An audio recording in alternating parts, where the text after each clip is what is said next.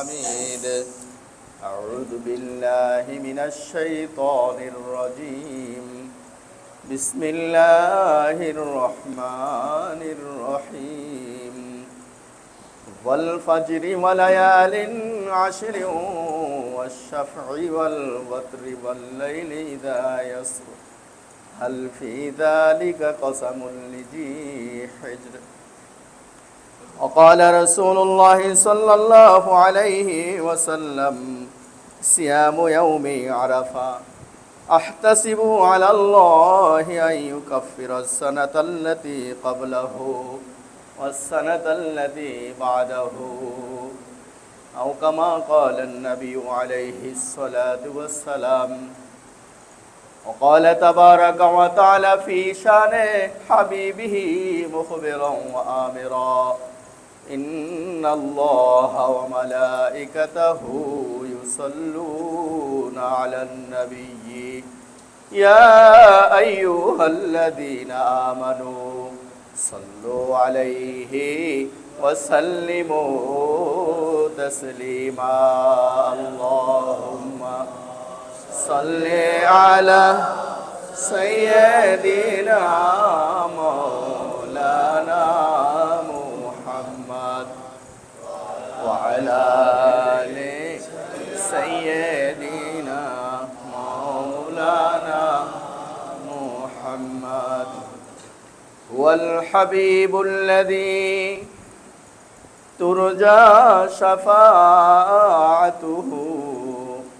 لكل هول من الأهوال مقتحمي. اللهم صل على سيدنا مولانا محمد وعلى آل سيدنا مولانا يا أهل بيت رسول الله حبكم فرض من الله في القرآن أنزله. اللهم صل على سيدنا مولانا محمد وعلى آل سيدنا مولانا محمد. مشرب حب محمد مطلع دوان ما مطلع خورشید عشق سینه سوزان ما بلغ العلا بکماله كشف الدجى بجماله حسنت جميع خصاله صلوا عليه وآله.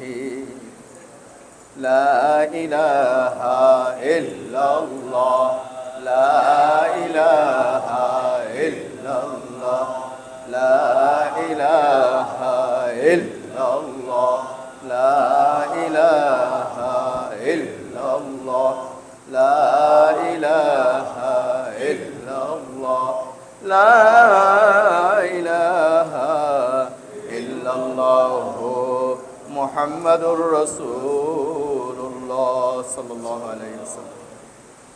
মুআজ্জাজ মুহতারাম কাবিল এহতেরাম ঐতিহ্যবাহী আজিমপুর দায়রা শরীফের বর্তমান গদিনশীন পীর সাহেব কিবলা মাদ্দাজিলহুল আলী শাহ সুফি সৈয়দ আলহাজ ইনামুল্লাহ জোহায়ের, শ্রদ্ধা চাচা শাহ সুফি সৈয়দ আলহাজ আসেম বিল্লাহ মাদ্দাজিলহুল আলী, আমার আর এক পরম শ্রদ্ধা চাচা হজরত মৌলানা আব্দুল মজিদ দামাত বরকাতুল আলিয়া, এই দরবারের আমার সম্মানিত আমার শ্রদ্ধেয় ভালোবাসার বাবা দায়েম পাকের আওলাদগণ, আমার সম্মানিত মুসল্লিয়ান ইকরাম, আমরা আসলে আজকের জুমাটা খুবই গুরুত্বপূর্ণ কিছু কথা শোনার জানার খুবই গুরুত্বপূর্ণ একটা জুমা আমরা পেয়েছি।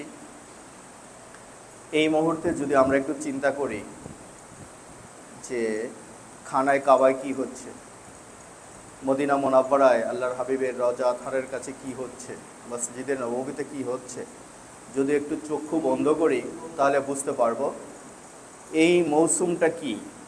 বিশেষ করে এই যে জিলহজের চাঁদ আজ রাতে ইনশাল্লাহ হয়তো উদিত হবে, বাদে মাগরিব হয়তো হয়ে যাবে, যেহেতু সৌদি আরবে হয়েছে কালকে, তো আমরা আশা করছি ইনশাল্লাহ মাগরিবের পরে আমরা জিলহজের চাঁদ দেখতে পাবো। তো এই যে বাকি যে কয়েকটা দিন রয়েছে, এটা হারামাইন শরীফাইনে বিশেষ করে হজের জন্য সবাই যে আল্লাহর পাগলপাড়া বান্দারা জড়ো হয়েছেন, সেখানে কি চলছে এটা যদি আমরা একটু খেয়াল করি তাহলে আমাদেরও আগ্রহ আসে, আমাদের মনের ভিতরে এই হজ সম্পর্কে এবং আল্লাহর প্রেম সম্পর্কে আমাদেরও ভালোবাসা জাগ্রত হয়। মোহতারাম হাজিরিন, এই জিলহজ মাস আল্লাহ সুবহানাহু ওয়া তাআলা জিলহজের প্রথম 10 দিনকে আমাদের একটা শর্ট কোর্স হিসেবে আমল করার জন্য দিয়েছেন, বলবেন আলহামদুলিল্লাহ। মাহে রমজানকে আমরা গুরুত্বের সাথে পালন করি অবশ্যই, কারণ সেটা আল্লাহ সুবহানাহু ওয়া তাআলা মাহে রমজানে কোরআন নাজিল করেছেন, অসংখ্য বারাকা, রহমত, মাগফিরাত, নাজাত রেখেছেন, লাইলাতুল কদর আল্লাহ সেই মাসে রেখেছেন। এটা হচ্ছে মাস, কিন্তু আমাদের আজ বছরের শেষ মাস এসে যাবে, অর্থাৎ জিলহজ মাস মুহররম মাসের আগের মাস, আরবি 12 মাসের শেষ মাস হচ্ছে কি জিলহজ মাস। জিলহজ মাসের শুরু থেকে 10 দিন পর্যন্ত আল্লাহ সুবহানাহু ওয়া তাআলা আমাদেরকে একটা আমলের প্রশিক্ষণ দিয়েছেন। এই 10 দিন আমরা আমল করে যাতে বাকি বছরটা খুব সুন্দরভাবে যেতে পারি, এই স্পিরিট নিয়ে, সেজন্য আল্লাহ সুবহানাহু ওয়া তাআলা এই 10 দিনের গুরুত্ব তার হাবিবের মাধ্যমে আমাদেরকে জানিয়েছেন, বলুন আলহামদুলিল্লাহ। আসলে আমরা অনেকে অবহেলা করি, আমরা না জানার কারণে এই অবহেলাটা আমাদের আছে, কিন্তু আমাদের জানতে হবে জিলহজের এই 10 দিন আল্লাহ সুবহানাহু ওয়া তাআলা কি কি নিয়ামত রেখেছেন। এই 10 দিনে আল্লাহ সুবহানাহু ওয়া তাআলা তার কত বড় বড় নিয়ামত এই 10 দিনে রেখেছেন। আমরা তো প্রথমেই বললাম যে সমস্ত আল্লাহর পাগলপাড়া বান্দা বান্দিরা জড়ো হয়েছেন খানায় কাবায়, লাব্বাইক ধ্বনি দিতে, লাব্বাইক আল্লাহুম্মা লাব্বাইক লা শারিকা লাকা লাব্বাইক ইন্নাল হামদা ওয়ান নি'মাতা লাক ওয়াল মুলকা লা শারিকা লাক। এই আল্লাহর একত্ববাদ, তার লা শারিকের ধ্বনি দিতে দিতে মুখরিত তারা করছে। 9 জিলহজ আরাফার ময়দানে সবাই পাগলের বেশে একত্রিত হবে, সেখানে আল্লাহ তাদেরকে ক্ষমা ঘোষণা করবেন, তারা সমস্ত মুসলিম উম্মার জন্য, দুনিয়াবাসীর জন্য দোয়া করবেন, সেই দোয়াকে আল্লাহ কবুল করবেন। কত মুবারকময় সময়।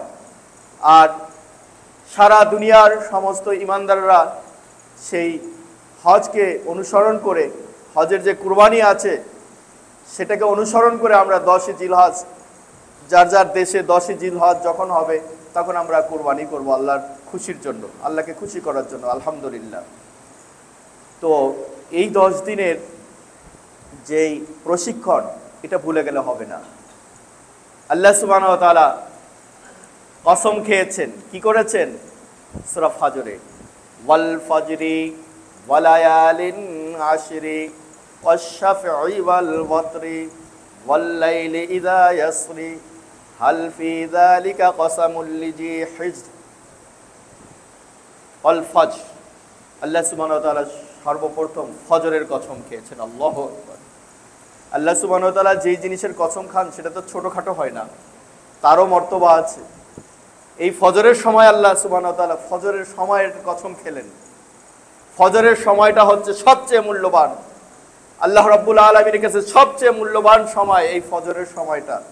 বান্দা ঘুম থেকে উঠে তাহাজ্জুদ পড়ে, ফজর পড়ে, জিকির আজকার করে সে আল্লাহ সুবহানাহু ওয়া তাআলার সমস্ত নিয়ামতগুলো উপভোগ করেন, বলুন আলহামদুলিল্লাহ। আল্লাহ যে একটা নতুন সূর্য উঠাচ্ছেন সেটা বান্দা দেখে, এই শীতল হাওয়াটা গায়ে লাগায়, আল্লাহর রহমাগুলোকে সে লুফে নেয় তাহাজ্জুদে উঠার মাধ্যমে। একান্ত যদি কেউ তাহাজ্জুদে না উঠতে পারে ফজরের নামাজে জামাতে যেই পুরুষরা এসে শরিক হবে তারা অর্ধেক রাতের ইবাদতের সওয়াব পেয়ে যায়, বলুন আলহামদুলিল্লাহ। হাদিসে পাকে এসেছে, আল্লাহর হাবিব মুহাম্মদুর রাসূলুল্লাহ সাল্লাল্লাহু আলাইহি সাল্লাম ইরশাদ করেন, যেই ব্যক্তি ইশার নামাজ জামাতের সাথে পড়বে সে অর্ধরাতে ইবাদতের সওয়াব পাবে, আর যেই ব্যক্তি ফজরের নামাজ জামাতের সাথে পড়বে সেও অর্ধরাতের সওয়াব পাবে। তাহলে ফজর এবং আসরে ফজর এবং এশায় যদি আমরা জামাতের সাথে পড়তে পারি, আমরা সারা রাত ঘুমলেও আমাদের কি হচ্ছে? ইবাদতের সওয়াব লেখা হচ্ছে, বলুন আলহামদুলিল্লাহ। আল্লাহ সুবহানাহু ওয়া তাআলা ফজরের এই বরকতময় সময়, মূল্যবান সময়ের কসম খেয়েছেন যাতে আমরা বুঝি এই ফজরে যেন আমরা ঘুমিয়ে না থাকি, যেন আমরা মসজিদে আসি। যদি দেরি হয়ে যায়, কোনো কারণে আমার উঠতে দেরি হয়ে গেছে, আমি যেন তৎক্ষণাৎ আমার বাসায় আমি মুসাল্লা বিছিয়ে নামাজ পড়ে, নামাজ শেষ করে জিকির আজগার করে দোয়া পড়ে এরপরে আমি আমার কাজে যাই বা অন্য সব কিছু করি। আমি সকালবেলায় যেন আল্লাহর কাছে হাজিরা দিয়ে দেই, আল্লাহ সকালবেলায় আমি তোমার বান্দাদের লিস্টে নাম লেখায় দিলাম, সারাদিন তোমার গোলামি করব, এই কথাটা যেন আমি লিখে দেই, বলুন আলহামদুলিল্লাহ। আমার লিস্ট আমি যেন সকালবেলায় ফজরে উঠেই আল্লাহর খাতায়, ইবাদতের খাতায়, গোলামির খাতায় হাজিরা দিয়ে দেই যে আমি তোমার গোলাম হিসেবে হাজিরা দিয়ে দিলাম, তুমি এটাকে কাউন্ট করে নাও, তোমার বান্দা গোলাম হিসেবে, তোমার গোলাম হিসেবে তুমি আমাকে কবুল করে নাও। এটা আমাদের করতেই হবে। আল্লাহ সুবহানাহু ওয়া তাআলা ফজরের কসম খেয়েছেন, অল ফজরি ওয়া লায়ালিন আশরে, আল্লাহ 10টি রাতের কসম খেয়েছেন। এই 10টি রাত হচ্ছে এই জিলহজ মাসের 1 থেকে 10 রাত পর্যন্ত, বলুন আলহামদুলিল্লাহ। আল্লাহ খালি খালি কসম খান নেই। আল্লাহ এই রাতগুলোর কসম কেন খেয়েছেন? আমরা তো বেভুলা, আমরা তো গাফেল, বুঝি না, কদর করতে জানি না। হ্যাঁ, রোজার মাস আমাদের অভ্যাস হচ্ছে, একটু আমল করেছি হাঁপাই গেছি না। আল্লাহ সুবহানাহু ওয়া তাআলা যে রোজার যে 2 মাস পরে মাহে রমজানের বিদায়ের পরে একটা সুযোগ দিলেন, যে 10টা মুবারকময় রাত দিলেন, এই রাতগুলোকে আমরা কিভাবে কাজে লাগাবো?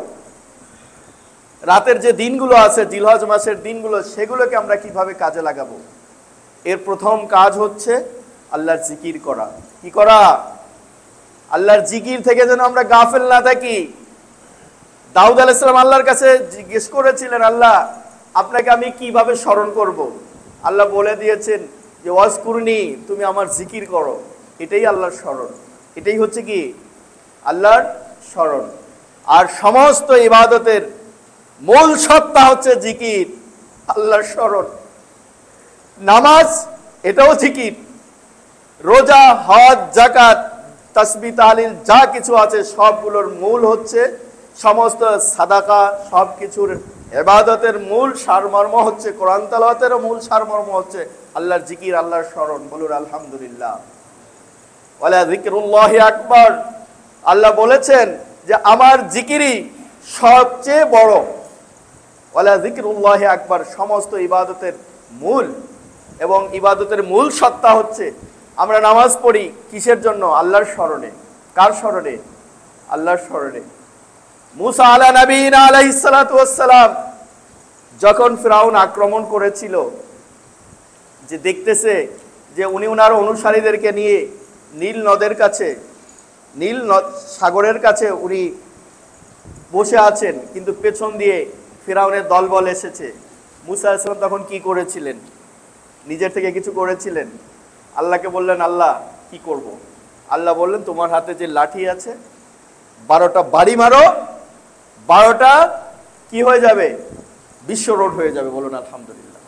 12টা বিশ্ব রোড হয়েছিল, 12টা বাড়ি মারো। আচ্ছা বলেন তো, লাঠির কি ক্ষমতা আছে? লাঠির পেছনে আছে কে? লাঠির পেছনে কে? তার হাত রয়েছে, ইয়াদুল্লাহি ফাওকা আইদিহিম। এই জন্যই মুসা আলাইহিস সালাম আল্লাহকে স্মরণ করেছিলেন। লাঠি হচ্ছে সবাব, সামান্য একটা জিনিস, এটা আসলে তেমন কিছুই না, কিন্তু এর পেছনে যে রব্বে কারিম, রব্বুল আলামিন, মহাশক্তিধর রব্বুল আলামিন কুন ফায়াকুনের আগে সবকিছু করে দেন, আল্লাহ সুবহানাহু ওয়া তাআলা এই লাঠির পেছনে ছিলেন। এই লাঠিকে চালানোর জন্য হুকুম করেছেন রব্বুল আলামিন। তো আমরা যদি আল্লাহর স্মরণ করি, আমাদের কথা হচ্ছে সবসময় আল্লাহর সাথে হতে হবে, আল্লাহর সাথে থাকতে হবে। আর সেই আল্লাহর সাথে থাকার কাজই হচ্ছে আল্লাহর স্মরণ। কি বলেন? আল্লাহর স্মরণ, আল্লাহর জিকির।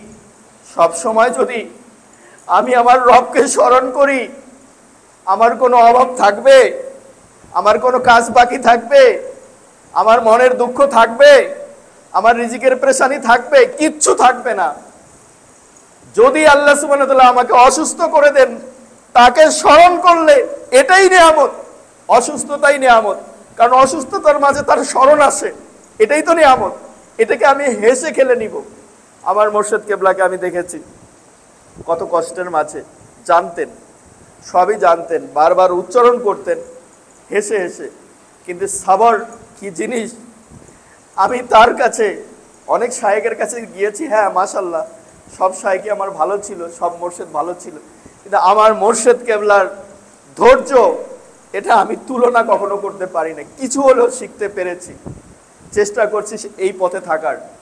তো আমার বিপদ, আমার মুসিবত, আমার খুশি আনন্দ যা কিছু আছে, সব কিছুর মাঝে যদি আমার আল্লাহর স্মরণ থাকে, আমার আল্লাহ আমার সাথে থাকবে। এজন্য এই জিলহজের 10 রাত আমাদের কি করতে হবে? তাহাজ্জুদে অভ্যস্ত হতে হবে। কিসে? রোজার মাসে যেরকম আমরা ইবাদত করেছি, এশার নামাজ জামাতে পড়বো, তাড়াতাড়ি ঘুমিয়ে পড়বো, তাহাজ্জুদে উঠবো, তাহাজ্জুদে অভ্যস্ত হবো। এই 10 দিনের পরে আমাদের এই আমলটা আরো জারি হয়ে যাবে, ছুটবে না। আর দিনের বেলায় আমরা যদি পারি 9টা দিন রোজা রাখবো, জিলহজের 1 থেকে 9টা দিন। আল্লাহ সুবহানাহু ওয়া তাআলা এক এক দিনের রোজায় এক এক বৎসরের সওয়াব দান করবেন, এক এক বৎসরের সওয়াব দান করবেন। যদি কেউ আমরা 9 দিন না রাখতে পারি, একটা না, বা যে কয়দিনই না রাখতে পারলাম, কম করে হলো আমরা আরাফার দিনে, হজের দিনে রোজা রাখবো। আল্লাহর হাবিব কি বলেছেন? ক্বালা রাসূলুল্লাহ সাল্লাল্লাহু আলাইহি ওয়াসাল্লাম, সিয়ামু ইয়াউমি আরাফা আহতাসিবু আলাল্লাহ আইয়ুকাফিরাস সানাতাল্লাতী ক্বাবলাহু ওয়াস সানাতাল্লাতী বাদাহু। আল্লাহর হাবিব তার পবিত্র জবানে বলেন, কেউ যদি আরাফার দিনে রোজা রাখে, তার অতীতের 1 বৎসরের গুনাহ আল্লাহ মুছে দিবেন, মাফ করে দিবেন, কাফফারা একেবারে ধুয়ে মুছে ওয়াশ করে দিবেন। এবং অগ্রিম 1 বৎসরের গুনাহ আল্লাহ তার লিখবেন না। বলুন আলহামদুলিল্লাহ। তার সগীরা গুনাহগুলো লিখবেন না। এখন কথা হতে পারে, আমি যদি আগামী বছর না থাকি, মরে যাই এই জিলহজের পরে, আরে আল্লাহ সুবহানাহু ওয়া তাআলা ওই না লেখার পরিবর্তে নেকি দ্বারা 1 বছর জীবিত দেখাইয়া আপনার নেক আমলকে 1 বছর পরিপূর্ণ করে দেবে। বলুন আলহামদুলিল্লাহ। আপনার আমলের খাতা জারি রেখে দেবে 1 বছর। আল্লাহর হাবিবের কথা, তার পবিত্র জবান, তিনি আল্লাহর হাবিব একটা কথাও নিজের থেকে বলেন নেই, যতক্ষণ পর্যন্ত আল্লাহ সুবহানাহু ওয়া তাআলার পক্ষ থেকে অনুমতি না এসেছে। কোন কথা কিভাবে বলতে হবে আল্লাহর হাবিব সেই জবানেই বলেছেন। জবানটা তার ছিল, কিন্তু কথাটা ছিল আল্লাহ রব্বুল আলামিনের। আল্লাহর হাবিব বলেছেন, আল্লাহর হাবিবের কথাকে আল্লাহ কি করবেন না, এখান থেকে শর্টকাট করবেন না, উড্র করবেন না। যেহেতু তার হাবিবকে তিনি বলেছেন, আল্লাহর হাবিব ঘোষণা দিয়েছেন, পূর্বের 1 বছর, পরের 1 বছর, আমার যদি মৃত্যুও হয়, এই পরের বছরটা যে কয়দিন বাকি থাকবে আগামী জিলহজ পর্যন্ত, আল্লাহ সুবহানাহু ওয়া তাআলা আমল দ্বারা আমার নেকির খাতাটাকে পূর্ণ করে দিবেন। বলুন আলহামদুলিল্লাহ। ইনশাআল্লাহ আমরা অবশ্যই আসমবিল জশ্ম করি, যাদের শরীর ভালো আছে, 1 জিলহজ থেকে টানা 9 দিন আমরা রোজা রাখবো। এটা হচ্ছে দিনের বেলা আমল। আর শুধু খালি রোজা রাখা, মাহে রমজানের মতো জিকির, আজকার, তাসবিহ, তাহলিল, কোরআন তেলাওয়াত করব। কেন? আল্লাহ সুবহানাহু ওয়া তাআলা এই 10 রাতের কসম খেয়েছেন। এই জিলহজের 10 রাত এমন 10 রাত, এবং জিলহজের এই 10টা দিন এমন দিন যে আল্লাহ সুবহানাহু ওয়া তাআলার নৈকট্য লাভ আমরা সহজে করতে পারবো। এবং এই 10 দিনের স্পিরিটে, এর ঢেউয়ে তরঙ্গে আমরা মানজিলে মাকসাদে পৌঁছতে পারবো। আগামী বছর রোজায় গিয়ে আমরা ঠেকে যাব। বলেন আলহামদুলিল্লাহ। তাহলে আমাদের কি করতে হবে বলেন? আমাদেরকে রোজা রাখতে হবে দিনের বেলা। সাধ্যমতো আমরা চেষ্টা করব, একান্ত শরীর ওজন না থাকলে আমরা চেষ্টা করে যাই, কম করে হলেও যেন আমরা ভালোভাবে প্রিপারেশন নিয়ে রাখি, যে হজের দিন আমরা রোজা রাখব। আসলে এই 10টা দিন আল্লাহ সুবহানাহু ওয়া তাআলা তার নিয়ামতকে রেখেছেন। যে কথা বলতেছিলাম, গত জুমায় আমি অল্প একটু সময় আমাকে অনুমতি দেওয়া হয়েছিল যে খানায় কাবাকে ঘিরে আল্লাহ সুবহানাহু ওয়া তাআলার পাগলপাড়া বান্দারা সেখানে প্রেম বিনোদন করছেন। আমাদের জন্য কিছু আছে, আমরা যারা যেতে পারিনি আমাদের জন্য কিছু আছে। আল্লাহ যাদেরকে দাওয়াত দিয়ে নিয়েছেন, সবাই তো যেতে পারবো না, গেলে তো কুলাবে না। হবে দুনিয়ার সবাই যদি আমরা এরকম ওখানে হজে যাই, এটা একটা সিস্টেম আছে, আমরা তো একসাথে গেলে জায়গায় হবে না। তো পর্যায়ক্রমে যাচ্ছেন, আল্লাহর প্রিয় বান্দা বান্দিরা যাচ্ছেন, আল্লাহ তাদের শুভনসিব রেখেছেন। আমরা যদি এই সময়টাকে স্মরণ করি যে আল্লাহ তোমার খানায় কাবায় এখন তোমার কি প্রেমের বাজার চলছে, পাগলপাড়া বান্দা বান্দিরা খানায় কাবার চারপাশে ঘুরে ঘুরে তোমাকে কিভাবে ডাকছে, লাব্বাইক আল্লাহুম্মা লাব্বাইক ধ্বনি দিচ্ছে, ইস্তিগফার পড়ছে, দরুদ পড়ছে তোমার হাবিবের রওজায় গিয়ে, তারা আমলের মধ্যে আছে। তো আল্লাহ তারা দোয়া করছে, তাদের নেক দোয়াকে কবুল করো, আমাদেরকেও তাদের সাথে শামিল করে না, বলো না আমিন। তো ইয়াউমে আরাফায় সবচেয়ে আল্লাহ সুবহানাহু ওয়া তাআলার বড় রহমতের দিন আসবে, হজের দিন। তো আলহামদুলিল্লাহ আমাদেরকে যাদেরকে আল্লাহ হজ নসিব করেছে, আমরা তো বারবার তামান্না রাখি, আশা রাখি যে আল্লাহর ঘরে আবার একটু যাই, আর দুই একবার যাই, আল্লাহর হাবিবের রওজায় গিয়ে সশরীরে একটু সালামটা জানাই, হ্যাঁ, প্রাণটা ভরে যাক, একবারে তৃষ্ণার্ত প্রাণটা, পিপাসাত প্রাণটা যাতে আমার কি হয়ে যায়, মিটে যায়। অন্ততপক্ষে কিছু ভালোবাসা আমি নিবেদন করে আসি রওজায় কাছে গিয়ে। সবার তো আশা থাকে, দোয়া করতে হবে। কি করতে হবে? দোয়া করতে হবে। পৌঁছানোর মালিক কে? আল্লাহ। আল্লাহ সুবহানাহু ওয়া তাআলা তার খলিল, তার আরেক বন্ধু হযরত ইব্রাহিম আলাইহিস সালামকে দিয়ে অর্ডার করেছিলেন, কষ্ট করে তিনি খানায় কাবা বানালেন ইসমাইল আলাইহিস সালামকে সাথে নিয়ে। আল্লাহ সুবহানাহু ওয়া তাআলা তাদেরকে সে প্রতিদান দিয়েছেন। ওয়াইদ ইয়ারফাউ ইব্রাহিমাল কওয়াইদাল বাইতা ওয়া ইসমাঈল রব্বানা তাকাব্বাল মিন্না ইন্নাকা আনতাস সামিউল আলিম। খানায় কাবা বানানোর পরে আত্মসমর্পণ করলেন, নিজেকে সমর্পিত করলেন। রব, আমি তোমার ইচ্ছা অনুযায়ী তোমার ঘর বানাতে পেরেছি কিনা আমি জানি না। ওয়াইদ ইয়ারফাউ ইব্রাহিমাল কওয়াইদা মিনাল বাইত ওয়া ইসমাঈল।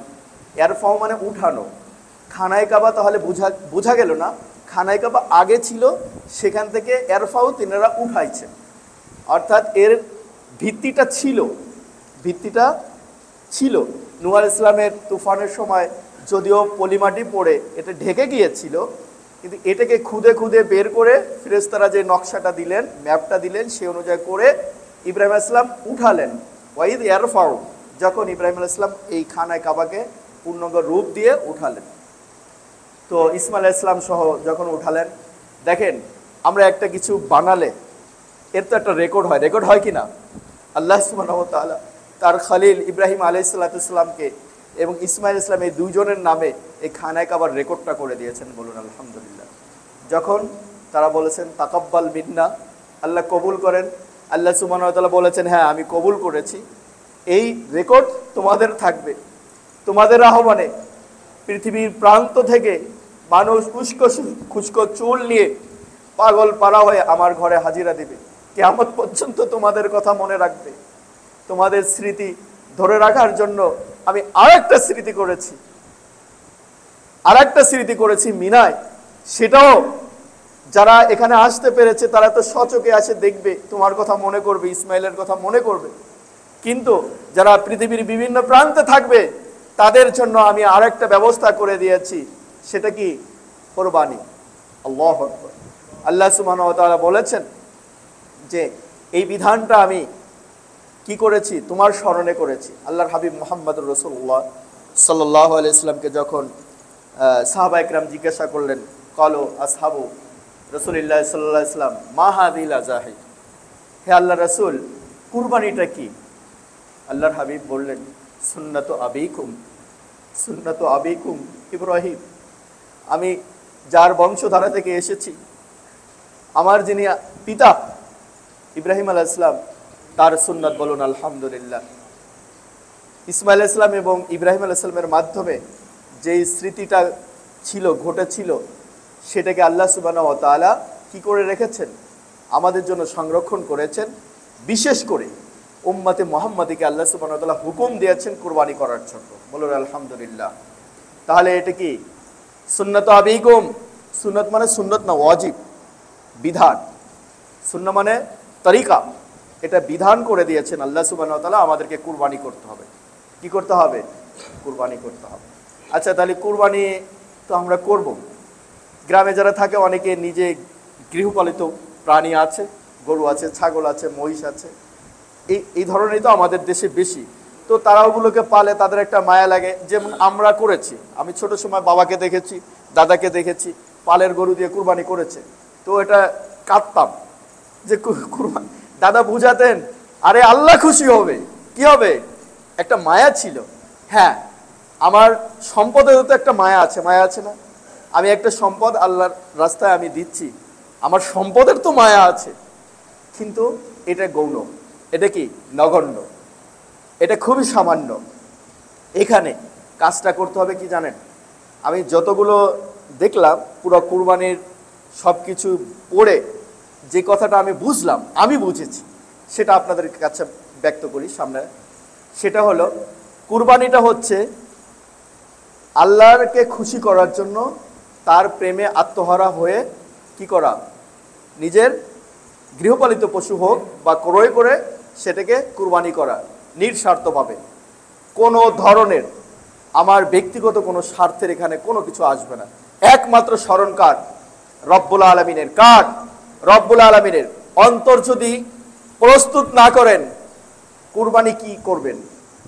আগে তো অন্তর প্রস্তুত করতে হবে। লা ইয়ানালাল্লাহু লুহুমুহা ওয়ালা দিমাউহা ওয়ালাকিন ইয়ানালুহুত তাকওয়া মিনকুম। আল্লাহ সুবহানাহু ওয়া তাআলা বলেছেন, লা ইয়ানালাল্লাহু লুহুমুহা ওয়ালা দিমাউহা। এই কুরবানির পশুর রক্ত, মাংস কিছুই আল্লাহর দরবারে যাবে না, এটা পড়ে থাকবে। যখন আমরা জবাই করতেছি এগুলো সব জমিনে থাকবে, মাংস আমরা খাবো, গোশত আমরা খাবো, রক্ত প্রবাহিত হয়ে যাবে, সব কিছু শেষ হয়ে যাবে, এগুলো শেষ, এখানেই শেষ। এগুলো তো আল্লাহর দরবারে পৌঁছতেছে না, কিন্তু পৌঁছতেছে কে? ওয়ালাকিন, কিন্তু ওয়ালাকিন, আল্লাহ বলেছেন ওয়ালাকিন, কিন্তু ইয়ানালুহু, পৌঁছবে আত্তাকওয়া, তোমার অন্তরটা, তোমার অন্তরের অবস্থাটা কি ছিল, চিত্রটা তখন কি ছিল, কি মন নিয়ে তুমি কুরবানি করেছো, আল্লাহর ভালোবাসায়, আল্লাহর খলিলের প্রেম নিয়ে, আল্লাহর হাবিবের মোহাব্বত নিয়ে করেছো কিনা, সেটাই এই রেকর্ডটা আল্লাহর কাছে পৌঁছে যাবে। এটাই কি পৌঁছে যাবে। মোহতারাম হাজিরিন, অন্তরকে আগে শুদ্ধ করতে হবে। শয়তান ওয়াসওয়াসা দিবে। ইব্রাহিম আলাইহিস সালাম এবং ইসমাইল আলাইহিস সালামকে দুজনকে শয়তান ধোঁকা দিয়েছিল। তারা পাথর নিক্ষেপ করেছিল এবং তাওয়াবুজ পড়েছিল। শয়তানকে বিতাড়িত করার জন্য তারা কি পাথর ছুঁড়েছিল। তো যাই হোক, ওয়াসওয়াসা আমাদেরকেও শয়তান দিবে যে তুমি আজ 1 লাখ টাকার একটা কুরবানি করতেছো, টাকাগুলো থাকলে তো তুমি কিছু করতে পারতা, ঠিক আছে না, 1 ভাগই দাও না। আল্লাহ সুবহানাহু ওয়া তাআলার সন্তুষ্টির জন্য আমি কেন কুরবানি করব? কেন? আমি প্রথম কথা হচ্ছে আল্লাহর সন্তুষ্টি, এবং আল্লাহর সন্তুষ্টির জন্য আমি এই কুরবানি থেকে যেই মাংস গোস্তটা পাবো সেটাও আমি খুশি মনে, এখানে আমার কোনো ধরনের স্বার্থ থাকবে না। আমি ধনীকেও দিব, গরিবকে দিব, প্রতিবেশীকে দেবো, সবাইকে খুশি মনে, কোনো স্বার্থ নয়। আমি কাঁচাও দিতে পারি, আমি রান্না করেও খাওয়াতে পারি, আমি সব কিছু করতে পারি। এই জন্য মোহতারাম হাজিরিন, যেহেতু আমরা এই জুমাটায় কুরবানির আগের জুমা, যেহেতু বিশেষ করে, এরপরে তো আমরা 2টা দিন পাবো, আমি মোদ্দা কথায় কয়েকটি মাসালা বলছি, যেটা আমার পীর সাহেব কেবলা, বর্তমান পীর সাহেব কেবলা বলেছেন যে কিছু মাসালা যেন আমরা বলি। সেটা হচ্ছে কুরবানি কার উপর ওয়াজিব। কুরবানি ওয়াজিব হচ্ছে, কুরবানির দিন হচ্ছে 3টা, 10 তারিখ, 11, 12, কয়দিন? 3 দিন। খেয়াল রাখবেন, আগে না, কুরবানির 10 তারিখ, জিলহজের 10 তারিখ যদি আমাদের রবিবার হয়, তাহলে রবিবার, সোমবার, মঙ্গলবার, এই 3 দিন কিন্তু কুরবানির দিন। আইয়ামুল উযহিয়া, আইয়ামুল আযাহি, কুরবানির দিন।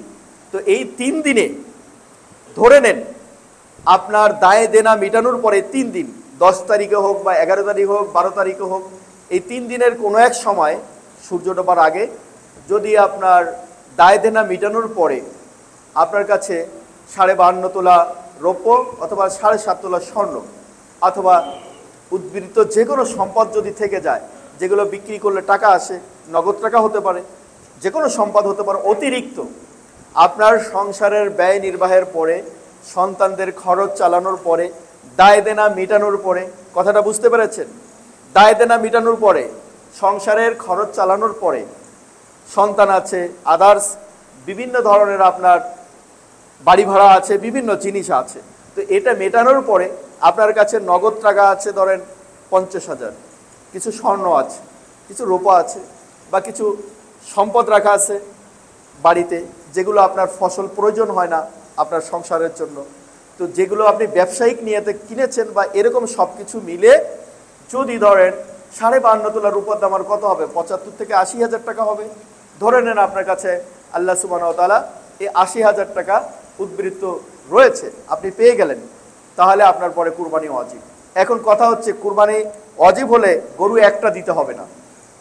কুরবানি ওয়াজিব হলে গরু একটা দিতে হবে না, গরুকে 7 ভাগ করা যায়, মহিষকেও 7 ভাগ করা যায়। আপনি 7 অংশের 1 অংশ খালেস নিয়েতেই করেন। যদি বলেন 2 অংশ করব, করেন। 3 অংশ করবেন, করেন। যদি আপনার অন্তরে জজবা হয় যে আমি একটা গরুই করব মধ্যম ধরনের, বা আমি করেন, কিন্তু আপনাকে কুরবানি করতে হবে, এটা ওয়াজিব, ওয়াজিব হয়ে গেছে।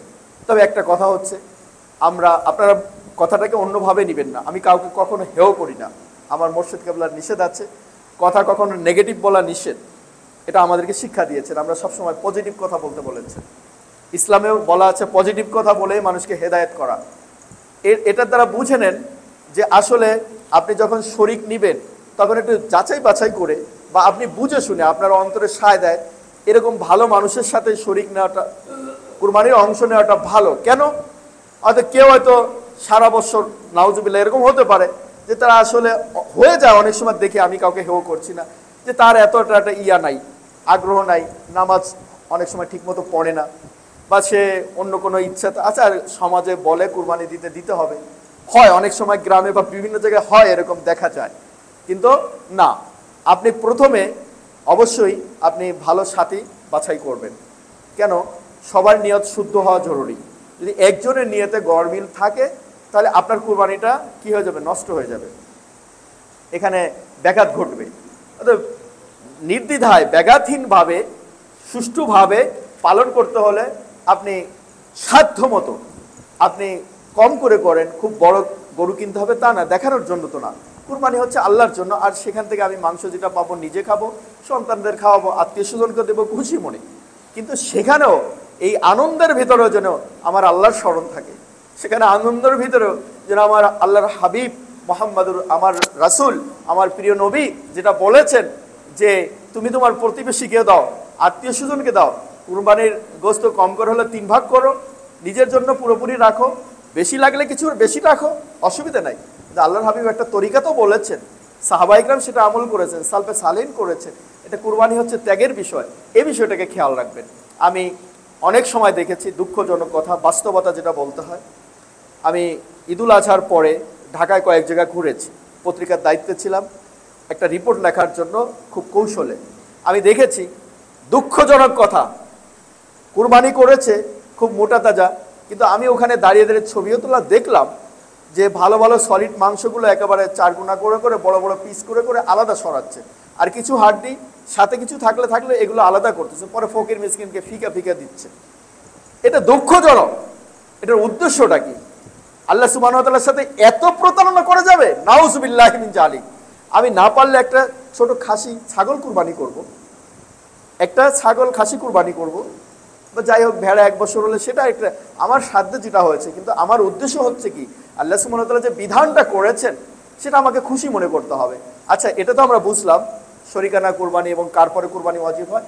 হ্যাঁ, আরেকটা কথা আছে, কার পরে কুরবানি ওয়াজিব হবে, সেটা ফ্যামিলিতে স্ত্রী আছে, স্ত্রীর পার্সোনাল সম্পদ থাকলে, ছেলে মেয়ে থাকে, ছেলে মেয়ে প্রাপ্তবয়স্ক হলে তাদের পার্সোনাল সম্পদ থাকে কিনা, প্রাপ্তবয়স্কদের কথা বলছি, প্রাপ্তবয়স্ক সন্তান থাকলে আর স্ত্রী, তার যদি পার্সোনাল সম্পদ থাকে, তার নামে যদি আলাদা বাড়ি থাকে, আলাদা 5 ভরি 10 ভরি 1 ভরি স্বর্ণ থাকে, বা যাই হোক এটা রূপা সব কিছু টাকা নগদ থাকে।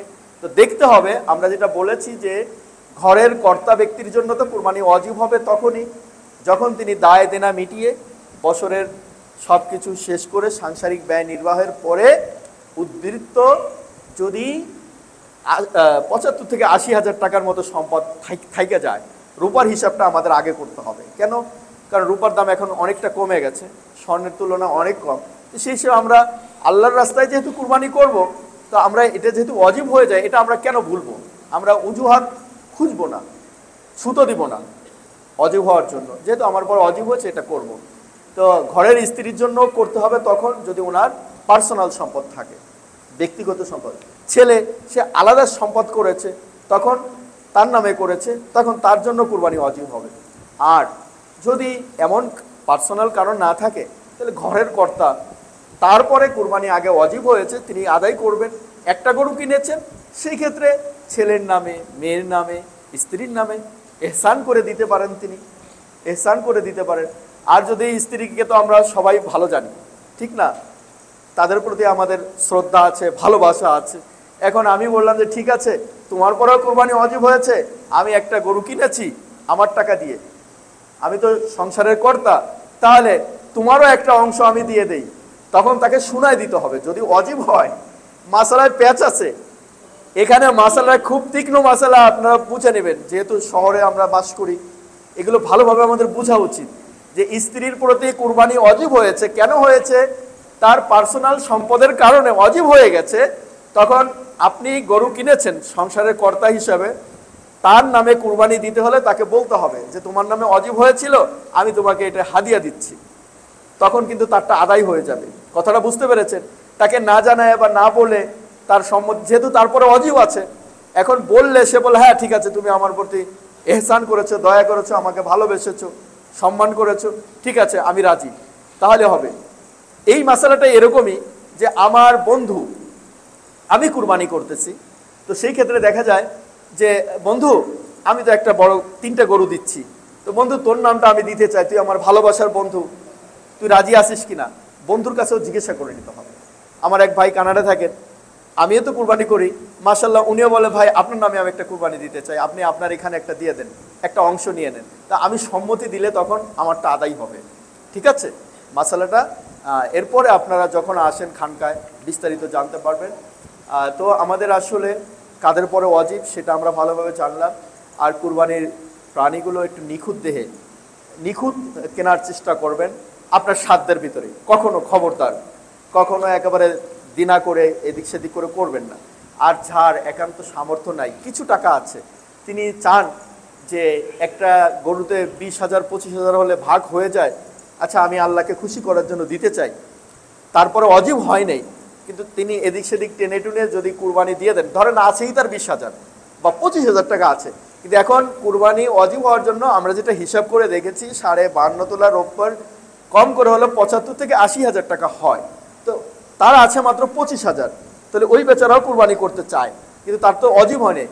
তিনি যদি কুরবানিতে কারোর সাথে অংশ নিয়ে নেয়, তখন আল্লাহ তার কেনার সাথে সাথে অজীব করে দিবে। বলুন আলহামদুলিল্লাহ। তো এটা একদিক দিয়ে ভালো। তারপরে অজীব ছিল না, সে সাহস করেছে, আল্লাহ সুবহানাহু ওয়া তাআলা কেনার সাথে সাথে অজীব করে দিয়েছে অন্যদের মতো। আর মোহতারাম হাজিরিন, সম্মানিত মুসলিম ইকরাম, শেষ কথা হচ্ছে জিলহজের এই মুবারকময় 10টা দিন আমাদেরকে সবাইকে আমলের মাধ্যমে কাটাতে হবে। অবশ্যই আমরা চেষ্টা করব 9 দিন রোজা রাখার, কম করে হলে আমরা ইয়াউমে আরাফা হজের দিনে রোজা রাখবো, এটা তো ইনশাল্লাহ করব। আর রাতে ইশার নামাজ জামাতে পড়বো, ফজরের নামাজ পড়বো, আমরা অভ্যস্ত হয়ে যাব। মাঝখানে তাহাজ্জুদ পড়বো, জিকির আজগার করবো, যখনই সময় পাই কোরআন তেলাওয়াত করবো, তাসবিহ তাহলিল পড়বো, কালিমা জিকির করবো, এগুলো আমরা করতে থাকবো। কিন্তু যাদের পরে কুরবানি অজীব হয়ে গেছে, যারা কুরবানির প্রিপারেশন নিয়ে নিয়েছে, তাদের জন্য কাজটা কি? আজকে সন্ধ্যা থেকে কুরবানি দেওয়ার আগ পর্যন্ত একটা কাজ আছে, এগুলো সুন্নাত, এই আমলগুলো করতে হয়।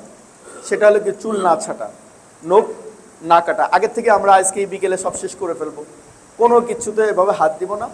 তারপরে আমরা কুরবানি করে একটু সকাল সকালে নামাজ পড়ে কুরবানি করে কি করব, তখন আমরা হাজামাত করব, নিজে পরিচ্ছন্ন হব, নখ টোক এগুলো কাটবো, এগুলো সুন্নাত, এগুলো খেয়াল রাখতে হবে। আরও কিছু মাসালা আছে যে মানে এই জিলহজ মাসে মুরগি জবাই দেওয়া যাবে কি না, এই সেই করা যাবে না। আমাদের খাওয়ার জন্য যেগুলো আছে সেগুলো তো হালালগুলো আমাদের কাজ দৈনন্দিন জীবনে আমরা অতীতে যা করি এগুলো করতে পারবো। বাকি যারা কুরবানি করব তারা একটু এই 10 দিনই প্রিপারেশন নিব, 9 দিন ভালোভাবে প্রিপারেশন নিব, আমাদের কলবটাকে আমরা শুদ্ধ করে নিব, এই কলবটাকে তৈরি করব আর আল্লাহর প্রিয় ভাজন হব, তারপরে ইনশাল্লাহ আমরা কুরবানি করব। আর এই হজের মৌসুমে সবসময় দোয়ার ভিতরে থাকা উচিত, আমরা দোয়া করতে থাকবো। আল্লাহ সুবহানাহু ওয়া তাআলা আমাদেরকে আজকের কথাগুলো আমল করার তৌফিক দান করুন। ওমা আলাইনা ইল্লাল বালাগ। আসসালামু আলাইকুম। আমরা ক্বাবলাল জুমা 4 রাকাত পড়ে নেব।